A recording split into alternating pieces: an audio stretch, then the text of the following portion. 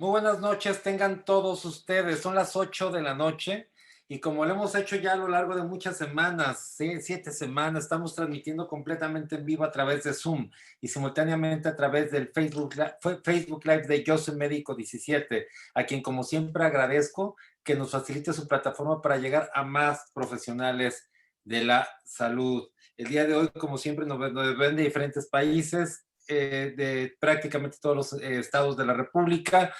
Y yo quiero recordarles que el día de, bueno, hoy bienvenidos a su programa en Teoría del Caso. En Teoría del Caso, como ustedes saben, vemos casos médicos o médico-legales, no necesariamente legales, pero sí médicos o médico-legales, son casos narrados por el experto, donde un experto nos viene a platicar su punto de vista, cómo se llevó ese caso, cómo se atendió y cuál fue la resolución del mismo, con el objeto de aprender, de generar conocimiento a los profesionales de la salud. El día miércoles tenemos otro programa en vivo que es una masterclass. Esta masterclass es una conferencia dictada por alguien de prestigio con un tema muy claro y muy actual principalmente. Y el jueves o viernes, cualquiera de los 2 días, tenemos un podcast. El podcast, mucha gente me pregunta que a qué hora es. Entonces yo les digo que es un programa grabado. El podcast no, es un programa grabado, nomás se publica en esas fechas. Tenemos dos formas de publicar: a través de YouTube, usted puede verlo o puede solamente escucharlo. El podcast dura entre 8 y 14 minutos no más. En ese momento usted puede escucharlo.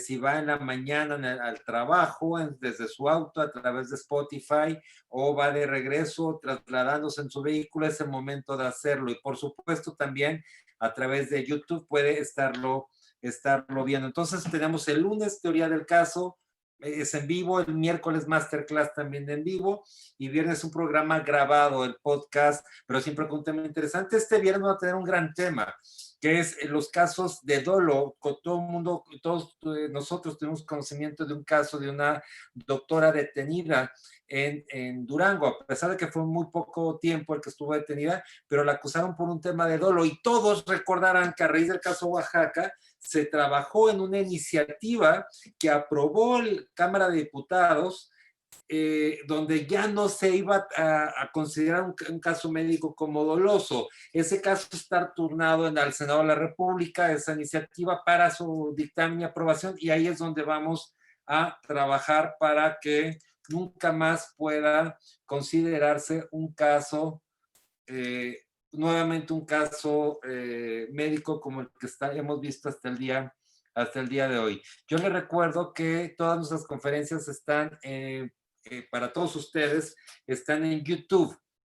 Están grabadas por ustedes en YouTube. Entran a YouTube, teclean Medical Legal Center, se suscriben y entonces tienen acceso a todas las conferencias. Primero todas las que tuvimos en nuestro webinario hasta el día último de octubre, y posteriormente están 3 clasificaciones: todas las teorías del caso, todas las masterclass y todos los podcasts. Y usted puede ir seleccionando, viéndolos, compartirlos con otros profesionales de la salud. Yo quiero confirmar que todos nuestros invitados lo hacen participan de una manera completamente altruista. Esto es, lo hacen con el único fin de aportar a la comunidad médica, por supuesto.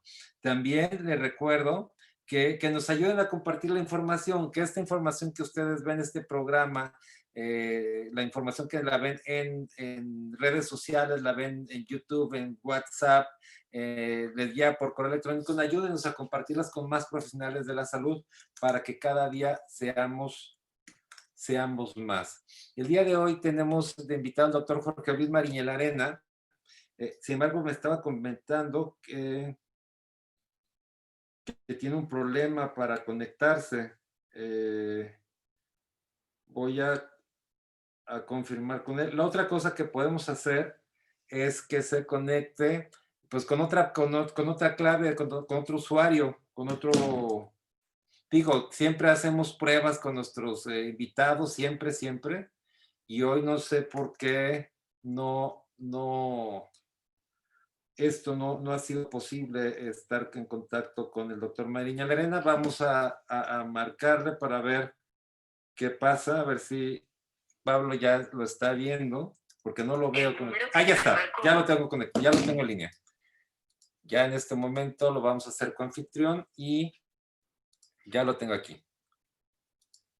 Sí, regularmente hacemos pruebas suficientes con nuestro anfitrión para que estas cosas no pasen, pero bueno, siempre llegan a pasar. Doctor Jorge Luis Mariña Lerena, muy buenas tardes. Gracias por aceptar, Jorge. Nomás estás muteado y no tienes tu cámara, pero ya estás, ya es listo. Estás muteado nomás, ya te vemos, pero estás muteado. Ya estás, Jorge Luis, ¿cómo estás? Muy buenas noches. ¿Qué tal? Buenas noches, ¿cómo has estado? Gracias por la invitación, con todo gusto. No, hombre, ahí con problemas para conectarse, pero ya todo bien, ¿verdad? Ya listo. Bueno, pues yo quiero agradecer al doctor Jorge Luis Mariña Lerena que nos haya comentado sobre este caso. Yo quiero comentarles que tenemos un curso desde hace muchísimos años en el cual yo, su servidor, fue invitado por la doctora Lilia Cote, la doctora Elena López Gavito y por supuesto Jorge Luis Mariña Lerena. Adicionalmente, por supuesto, Sendeja, Zurita, el doctor Cho, bueno, el doctor Guzmán, un gran grupo multidisciplinario en estos cursos de peritos que han dado la vuelta a todo el país y con el cual realmente hemos no solamente conocido gente extraordinaria, pero realmente hemos dejado todo nuestro conocimiento, nuestro aporte, lo hacemos con muchísimo gusto. Hoy el doctor Jorge, bueno, quiero comentarles que el doctor Jorge Luis Mariña Lerena también tiene un currículum extenso en cantidad de cursos que ha dado, gremiales, ha sido presidente de agrupaciones médicas, fue uno de los que luchó por el tema de los impuestos, particularmente un impuesto que generaban a los profesionales de la salud en Chihuahua. Tuvieron la oportunidad de poderlo gestionar, que la ilegalidad de este impuesto, como otras muchas acciones que ha llevado a cabo. Él es egresado de la Universidad Autónoma de Chihuahua, es cirujano general, él hizo la especialidad en Monterrey con posgrado, tiene un posgrado en la Universidad de Chihuahua también, su ejercicio profesional en el IMSS y particular en Ciudad Cuauhtémoc, Chihuahua. Él nos hablará de un caso, pues lo verán muy interesante y muy frecuente, hemorroidectomía. Doctor Jorge Luis Mariña Lerena, muchísimas gracias. Te dejo con el mejor público que son los profesionales de la salud. Puedes compartir pantalla. Y bueno, sé que vas a hacer preguntas, estaremos respondiéndolas en las encuestas. Ya puedes compartir pantalla. Sí.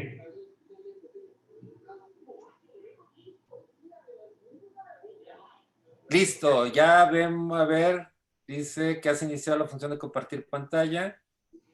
Ajá. Ya no más hace falta hacerla grande y empezamos. Correcto, ahí va.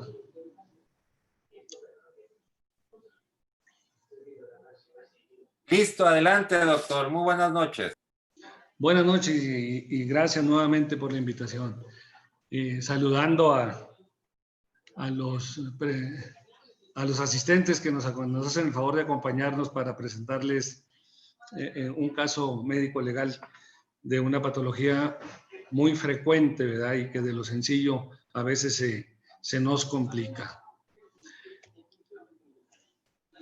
Lo primero que tenemos que tomar en cuenta cuando analizamos un expediente de una demanda es qué intenciones tiene la paciente, qué quiere que se le resarza de lo que ellas, daños físicos, materiales, monetarios, etcétera.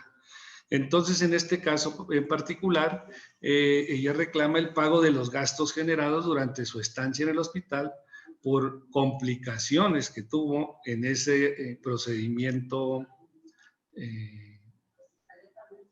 quirúrgico. Y aquí viene, ¿verdad? Pues lo primero, a ver, la primera pregunta sería, ¿por qué vía de responsabilidad está esta demanda? ¿Penal, civil, administrativa?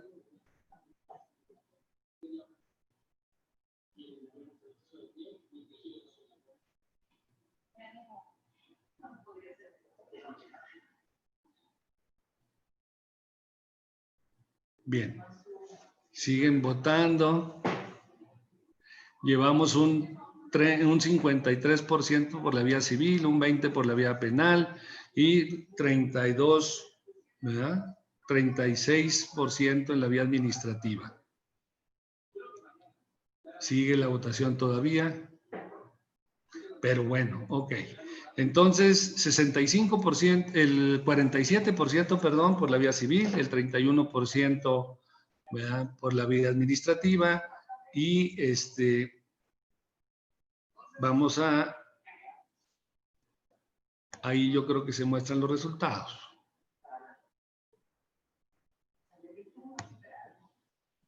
Ok. Es por la vía civil.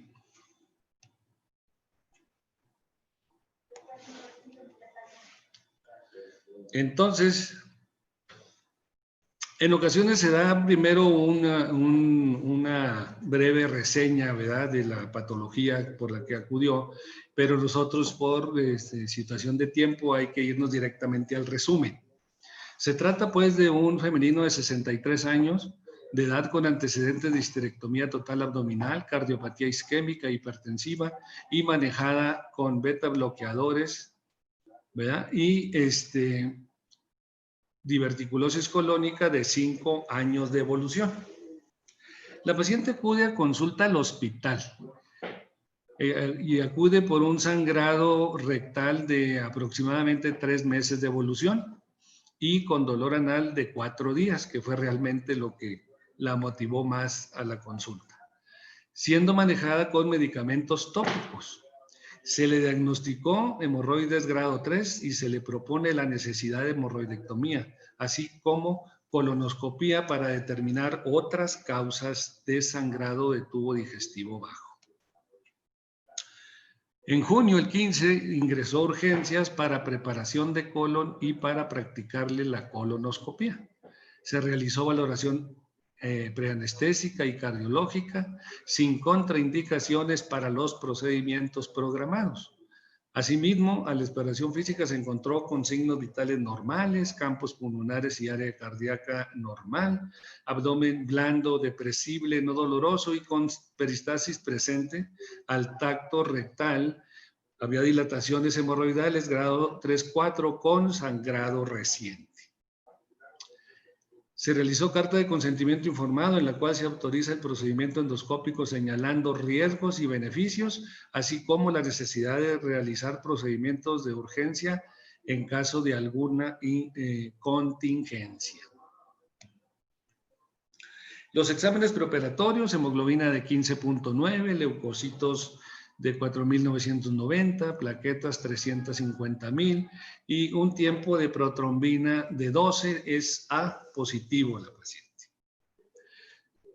Se le practica la colonoscopía y diagnosticando hemorroides internas grandes con pliegues prominentes que prolapsan por el margen anal externo, divertículos de predominio en colon izquierdo y pólipo de aspecto adenomatoso sésil de 3 milímetros en ciego y otro de 5 en sigmoides, ambos extirpados con asa de polipectomía. Posterior a este procedimiento endoscópico pasa a recuperación y después de 1 hora, previa firma del consentimiento informado para la hemorroidectomía, se efectúa esta reportando la nota 2 paquetes hemorroidales importantes y 1 con sangrado. Se resecan dichos paquetes, se sutura mucosa, se efectúa hemostasia con electrocauterio, se revisó el conducto anal y se realizó esfinterotomía lateral derecha y hemostasia. El reporte de patología para esto fue cojinetes hemorroidales con dilatación y ectasia vascular, fleboesclerosis, hemorragia e inflamación crónica.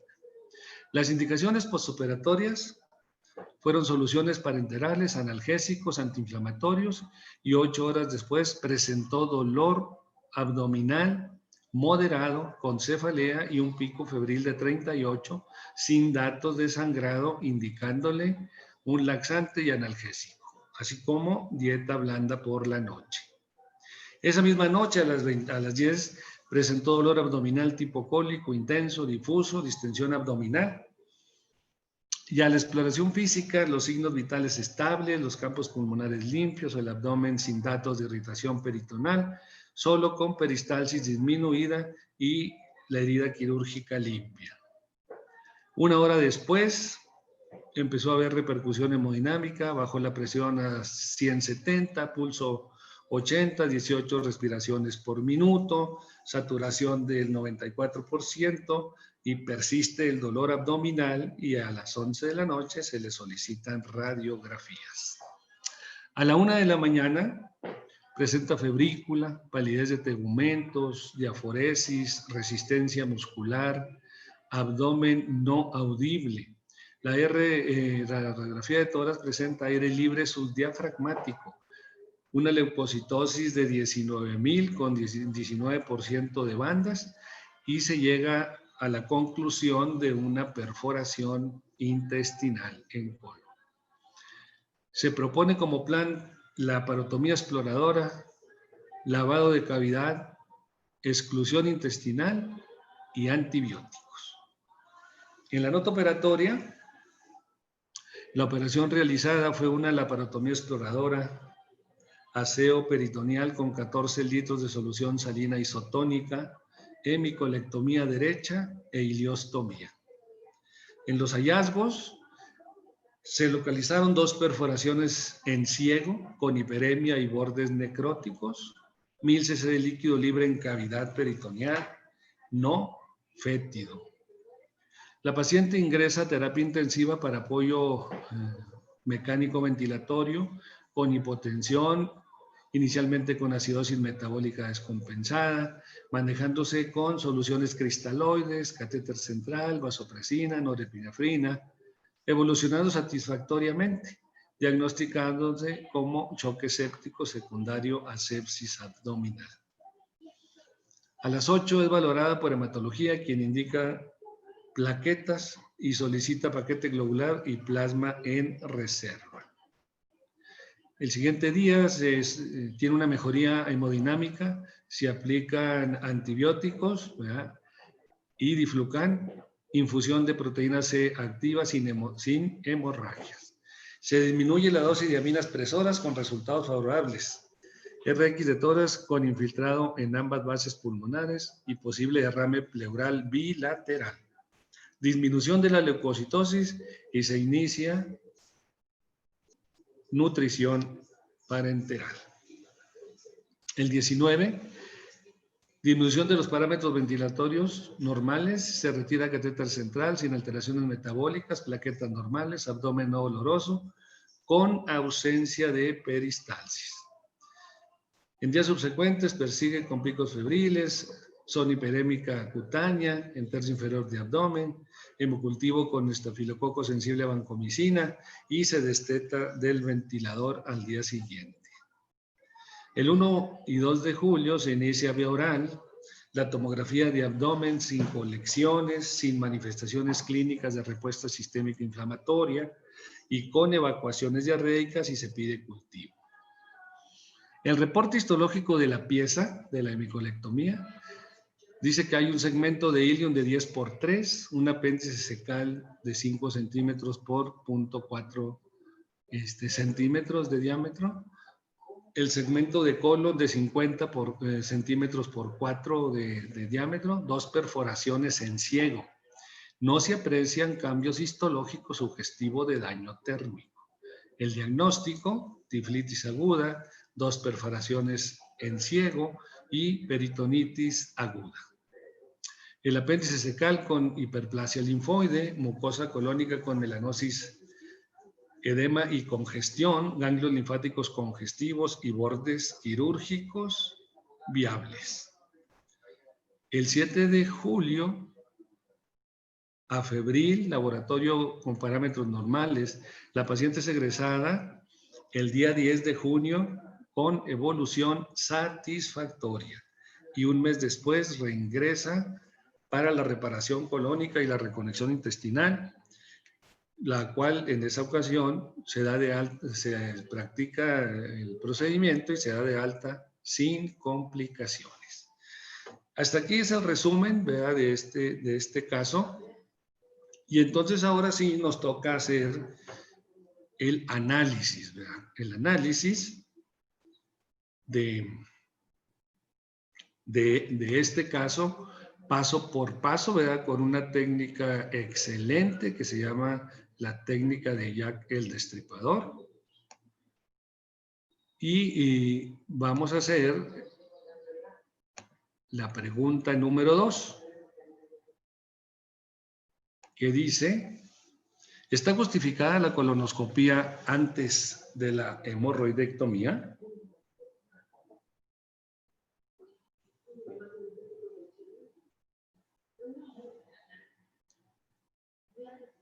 Muy bien, muy bien, muy bien.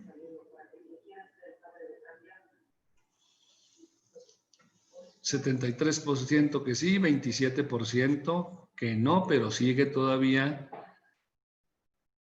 la votación, no termina.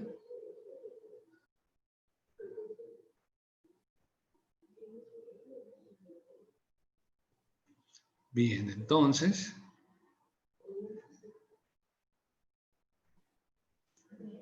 ¿71%? Mientras no termine la votación no les puedo mostrar, pero se los digo, ¿verdad? Son 70%, ¿verdad? 70% sí, ¿verdad? Y 30% no. Correcto. Entonces,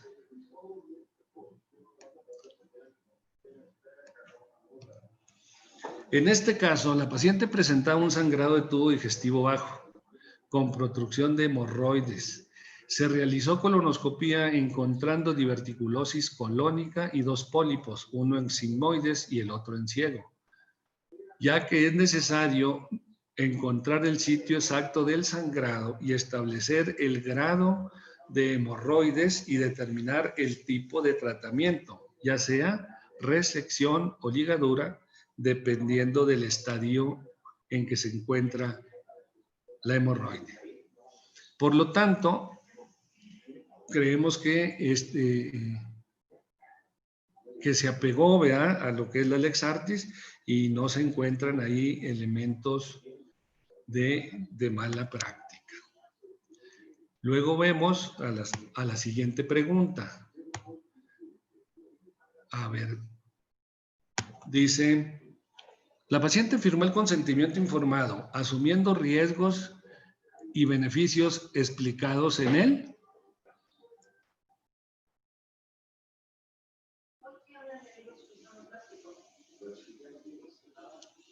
¿90% que sí?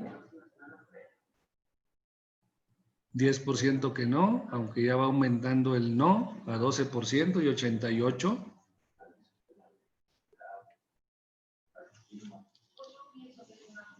Muy bien. Correcto. Entonces, ahí están los resultados, ¿verdad? 87% que sí lo firmó y el 13% que no firmó los resultados. Muy bien.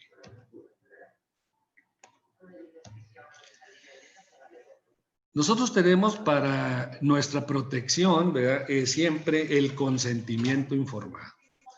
Y existen la norma oficial mexicana, perdón, y el Código Penal Federal, donde, ¿verdad?, en el Código Penal Federal, en su artículo 15, en la sección 3, menciona como causa de exclusión de la responsabilidad que se actúe con el consentimiento del titular del bien jurídico afectado, siempre y cuando se llenen los requisitos siguientes, ¿verdad? Que el bien jurídico sea disponible y que el titular del bien tenga la capacidad jurídica de disponer libremente del mismo. Y en la norma oficial mexicana 004 del expediente clínico viene en su numeral 10 lo que es las cartas de consentimiento informado y cuáles son los parámetros que deben contener para ayudarnos a los médicos a que sí hicimos desde el punto de vista administrativo bien las cosas. Y en el numeral 10.117 dice, autorizo al personal de salud para la atención de contingencias y urgencias derivadas del acto autorizado, atendiendo al principio de libertad prescriptiva.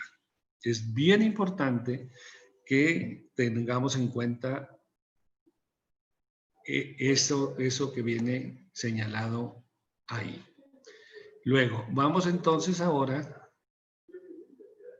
a ver estos resultados, a hacer la siguiente pregunta. A ver cómo andan. Vamos a ver.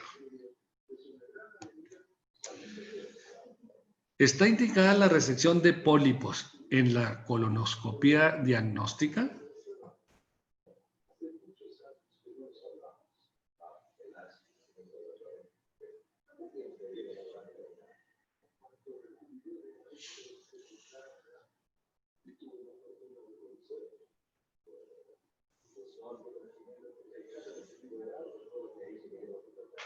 ¿60% que no? 40%, perdón, 60% que sí, 40% que no, pero sigue la votación todavía.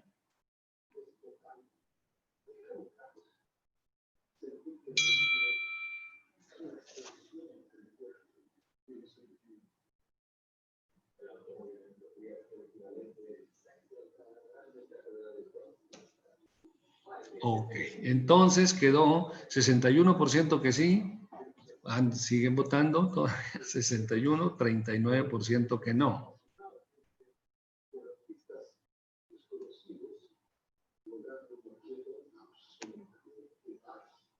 Ahí están los resultados, 61% y 39% que no. Muy bien.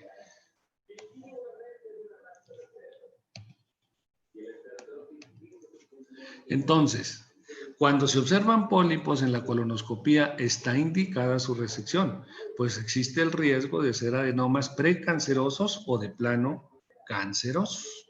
Entonces, sí está justificado. Perdón.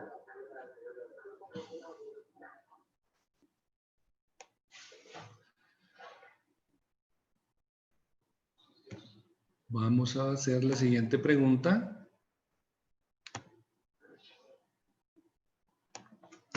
Entonces, hasta donde vamos en el análisis que ustedes hacen, ¿se ajustó el procedimiento a la Lex Artis?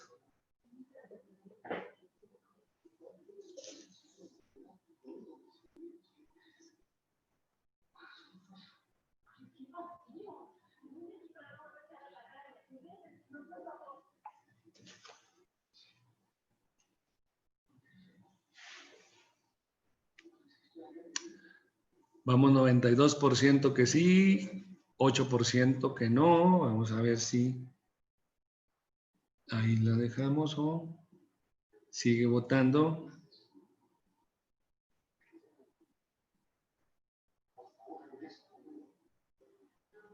Bueno, entonces, ahí están los resultados.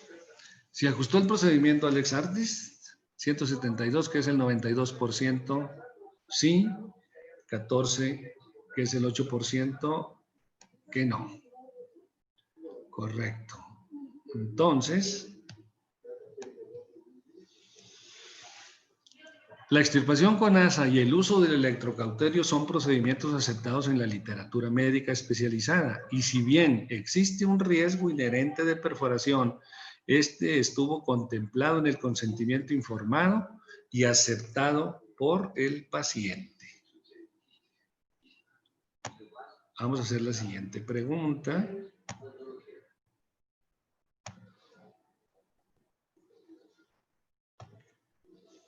¿Estaba indicada la hemorroidectomía?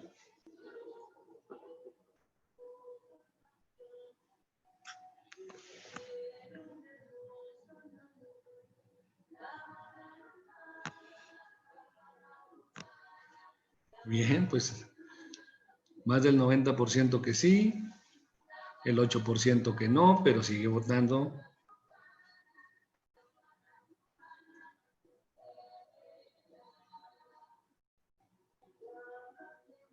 Van 200 votaciones, ¿verdad? De 324 oyentes.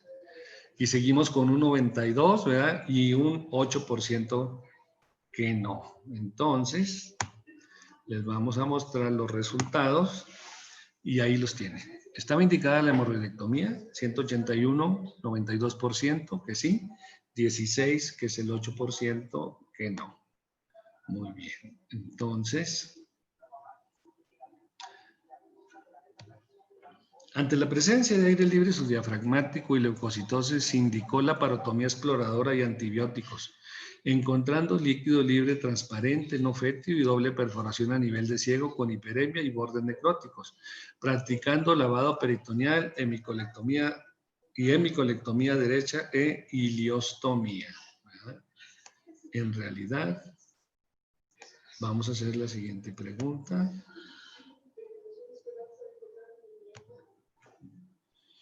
¿Se observan elementos de mala práctica en este procedimiento?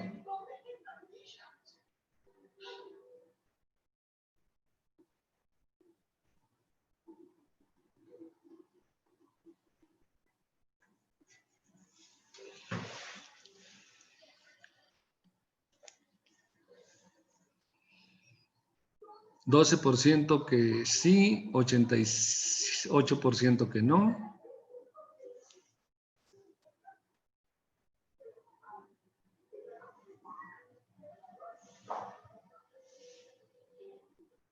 Bien, entonces finalizamos la votación y le mostramos los resultados, que son 176 que no hay mala práctica, que es el 86%, y 30 que sí, que es el 15%. Se encontraron 2 pólipos sésiles en sigmoide y en ciego, los cuales se resecaron con asa, ¿verdad? Vamos a hacer la siguiente pregunta.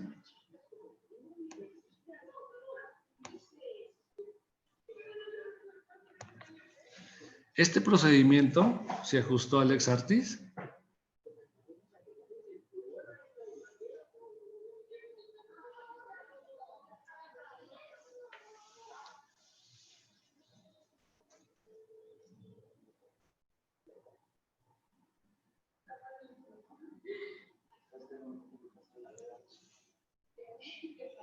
Bien, el 89%, el 88%, ¿verdad?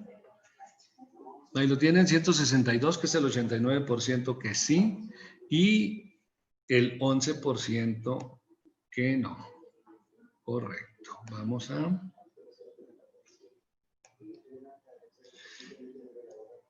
Correcto. Entonces también la paciente pasó a terapia intensiva. El manejo de la paciente en terapia intensiva e intermedia fue adecuado. Perdón. Se indicaron las medidas de sostén terapéutico y se trataron oportunamente las complicaciones mediante asistencia mecánica, ventilatoria, vasopresores, plasma, antibióticos, nutrición parenteral total, controles de laboratorio y cultivos seriados. Todo ello proporcionándole los medios al alcance y ajustándose a la Lex Artis. Bien, entonces, ¿cuáles serían ya las conclusiones para que el juez dictamine, ¿verdad?, si le da la razón a la paciente o a los médicos y al hospital? La primera de las conclusiones es: en este caso se emplearon los medios adecuados. El manejo diagnóstico y terapéutico se ajustó a la Lex Artis médica, por lo que no se evidencian elementos de mala práctica médica. Segundo, la paciente fue debidamente informada acerca de los riesgos y beneficios de los procedimientos aceptados por ella. No existe evidencia de que se hubiera afectado la voluntad del paciente. Y tercero, no existió diferimiento en el diagnóstico y manejo de la perforación intestinal, realizándose la laparotomía exploradora, aseo de cavidad y la hemicolectomía y la iliostomía. Por tanto,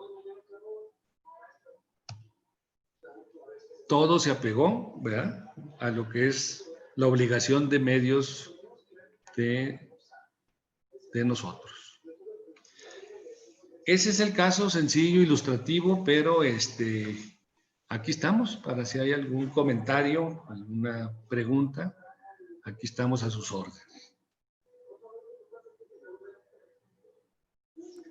Doctor Mariña Larena, pues extraordinario. A ver, hay varias preguntas que nos hacen y me gustaría que ya nos las pudieran seguir haciendo en este momento. Dice el doctor Mayagoitia, la enseñanza, a quien envío un saludo hasta León, la enseñanza en este caso es que no siempre que se hacen las cosas correctas, lex artis en realidad son convenientes. Desde mi punto de vista siempre hay el riesgo en dos procedimientos conjuntos, endoscopía y hemorroidectomía, que una de estas se complique y no sepamos cuál de las dos es la causante de la complicación. No solo hay que usar el razonamiento de la justificación, sino el del sentido común y experiencia. Todo estaba justificado y se hizo aparente bien, pero algo se complicó. ¿Qué opinas, doctor Jorge Luis? Bueno, le mandamos un saludo al doctor Mayagoitia hasta León también. Y sí, efectivamente, aquí la situación es, incluso cuando se manda el reporte de histopatología, son muy enfáticos los patólogos y dice ahí claramente que las perforaciones no tienen, no están en relación con cambios térmicos. Entonces, ese reporte de patología libera incluso al endoscopista al hacer la polipectomía, porque no fue un daño térmico el que originó la perforación. Ok, doctor, ¿nos ayudarías a dejar de compartir la pantalla para que nos veamos solamente nosotros? Dice la doctora María, no hay un botón rojo que dice dejar de compartir. Ah, sí, correcto.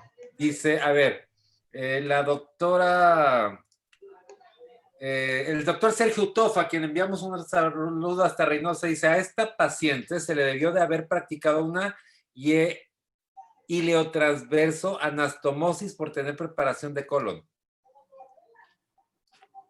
Sí, sí está, sí pudo haber sido eso también con una ileostomía protectora incluso. María del Carmen Montemayor dice, resalta la importancia del consentimiento informado, que se le estuvo informando siempre a la paciente. Antonio Torres dice, la colonoscopía es de apoyo diagnóstico y cuando se encuentran lesiones solo se debe tomar biopsias y dejar para después tratamiento final. ¿Qué opinas, doctor? Pues, como siempre en medicina, ¿verdad? Hay dos corrientes.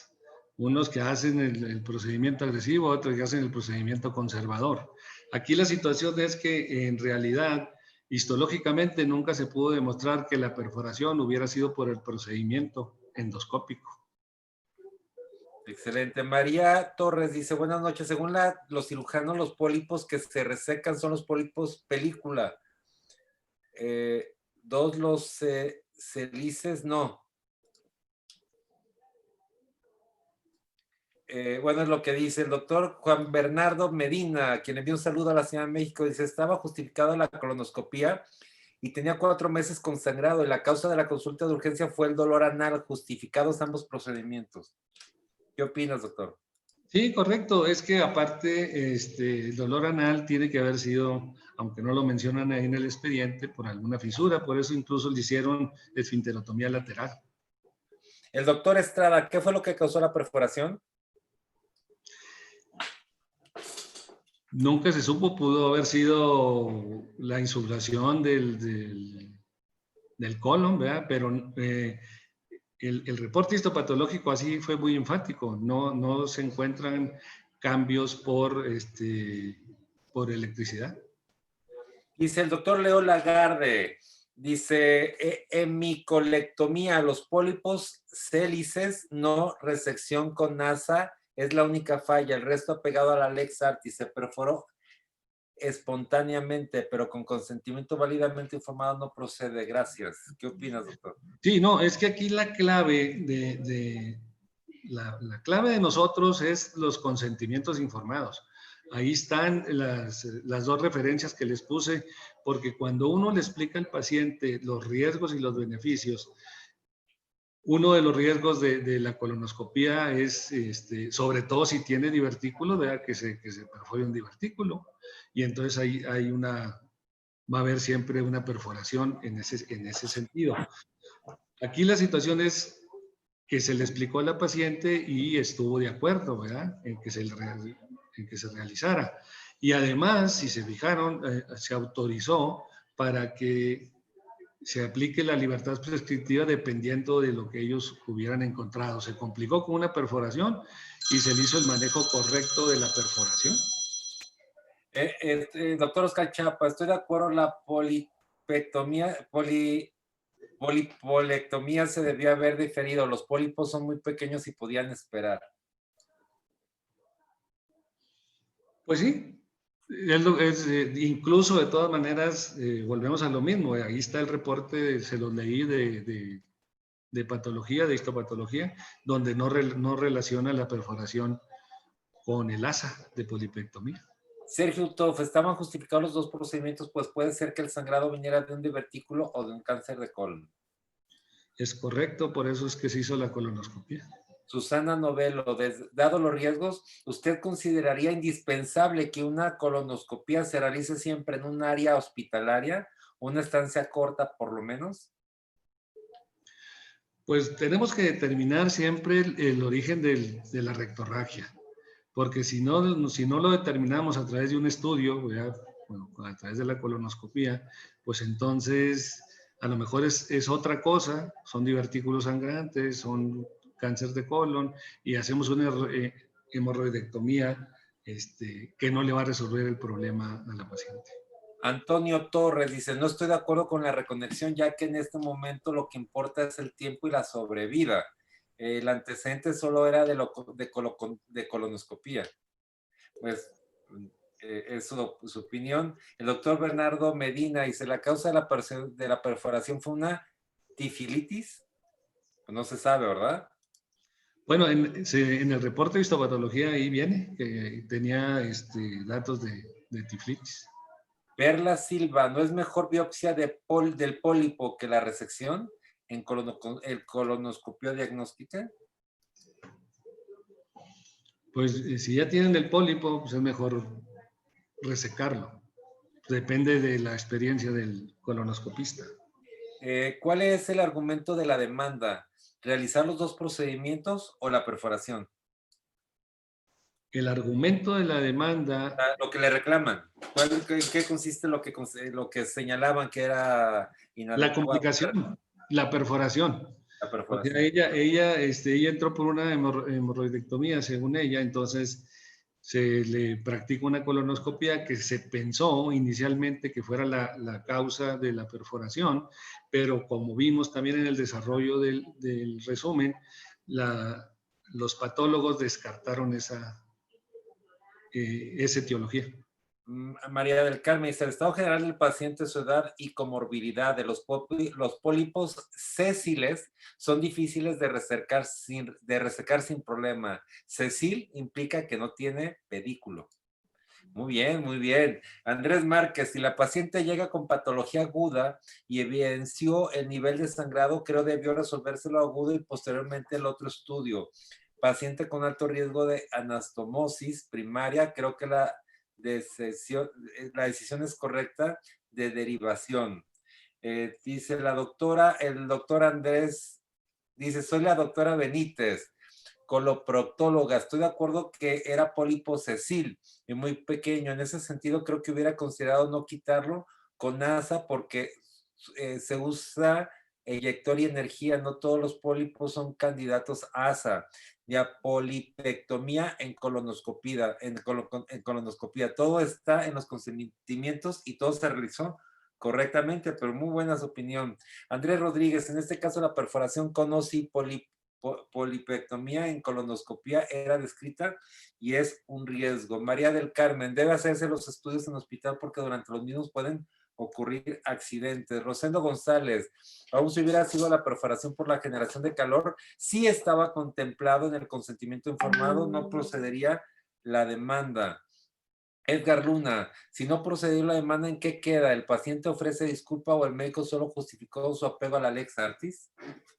Bueno, ahí el Código de Procedimientos Civiles, en el artículo 333, es muy claro. Si ustedes quieren contestar una demanda y quieren meter una contrademanda, que ahí se le llama reconvención, ahí se puede contrademandar al paciente. Entonces, casi nadie lo hace, ¿verdad? Porque no se sabe que en ese código, en ese numeral 333, viene la facultad del médico de contrademandar al paciente. A ver, Jalife, hola, hay técnicas para resecar los pólipos sésiles, elevando la mucosa con solución y facilita la resección, pero siempre es un riesgo y de acuerdo a hallazgos se puede quitar con pinza de biopsia. Pedro García, ¿qué tan frecuente puede ser una perforación debido a la insuflación? Pues es frecuente en caso de diverticulitis, cuando están muy friables los divertículos, ¿verdad? Y se mete el aire de los colonoscopistas, es cuando es más susceptible de perforarse el colon. El doctor Marco Antonio Vázquez desde San Luis Potosí, a quien le enviamos un saludo, se recomendaría solo rectosigmoidoscopía versus colonoscopía previa a la hemorroidectomía. Pues sí, aquí la situación fue que se hizo de esa manera, ¿verdad? Y el caso se analiza en el sentido que tiene el expediente. Okay. Opciones hay muchas, técnicas hay muchas, y hay quienes sí lo hacen, hay quienes no. Aquí la situación es analizar lo que hicieron, si lo hicieron o no, o si está escrito que está bien hecho, ¿no? La doctora María Rodríguez, la perforación de ciego se debe a hiperinsuflación, lo que implica por lo menos impericia. Opino que sí debía hacerse anastomosis primaria. Se supone que el colon estaba limpio. Armando San Juan, lo más importante es que se tuvieron los consentimientos informados. Todo padecimiento diagnóstico o terapéutico lleva riesgos. El doctor Santos desde Chihuahua, debemos recordar que en un procedimiento quirúrgico médico hay eventos adversos y eventos centinelas que se presentan, el primero en relación al curso y con la patología diagnosticada y tratada, y el segundo que nada tiene que ver con los diagnósticos establecidos. Por tanto, se actúa adecuadamente y se actuó con oportunidad para tratar ese tipo de complicaciones. Por tanto, el médico cirujano preparado se da cuenta de esto de actuar prontamente. El médico no preparado se hubiera dado cuenta tardíamente respecto a que si no, sí o no deberían de hacerse uno o varios procedimientos, está la autonomía o la libertad prescriptiva. Arturo Martínez desde Chihuahua, le enviamos un saludo y dice, la perforación posiblemente pudo haber sido la presencia de divertículos que quizás no se vieron, totalmente justificado realizar previa la colonoscopía antes de la cirugía y apegado a la lex artis. Baldur Serna, muy buen caso, muy didáctica la presentación. Excelente. Bernadette Casillas, muy interesante, no siempre el paciente tiene la razón de culpar al médico. ¿La paciente puede recurrir a otra opinión de los procedimientos? Pregunta Francisco Zapote. No, sí puede, pero el sentido de un peritaje pues no cambia. Lo que está ahí está fundamentado en la literatura, ¿verdad?